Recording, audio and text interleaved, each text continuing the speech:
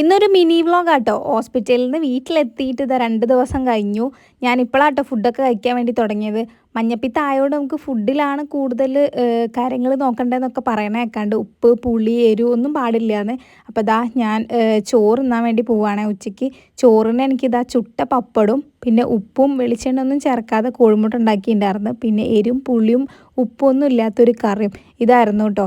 ഞാൻ ചോറൊക്കെ ഇതപ്പം തിന്നാൻ തുടങ്ങിയിട്ടേ ഉള്ളൂ. കോഴിമുട്ട തിന്നാൻ പാടുണ്ടോ ഇല്ലയോ എന്ന് അറിയില്ല. ഞാനും മാമി മാത്രമേ ഉണ്ടായിരുന്നുള്ളൂ വീട്ടിൽ. അമ്മ ഉണ്ടായിരുന്നില്ല കേട്ടോ. അതുകൊണ്ടാണ് കോഴിമുട്ട ഉണ്ടാക്കിയത്. വെളിച്ചെണ്ണ ഒന്നും ചേർക്കില്ലാത്തതുകൊണ്ട് കുഴപ്പമില്ല എന്ന് വിചാരിക്കുന്നത്. അങ്ങനെ ദാ ഞാനും മാമിയും കൂടി ചോറുന്നലൊക്കെ കഴിഞ്ഞ് എണീറ്റപ്പോൾ തന്നെ ഇവിടെ 4 ആൾ 4 സൈഡിൽ സ്ഥലം പിടിച്ച് ഉറങ്ങാൻ വേണ്ടിയിട്ട്. പിന്നെ വൈകുന്നേരം ആയപ്പോൾ മാമി ഒരു കട്ടൻ കാപ്പി ഉണ്ടാക്കി തന്നിട്ടുണ്ടായിരുന്നു. അത് കുടിച്ചുകൊണ്ടിരിക്കുമ്പോഴാണ് പുറത്ത് നല്ല സൗണ്ട്. പോയി നോക്കുമ്പോൾ എന്താ വിട്ട മഴ. അച്ചവിടെ വിളക്കൊളുത്താൻ വേണ്ടി നോക്കുകയായിരുന്നേ.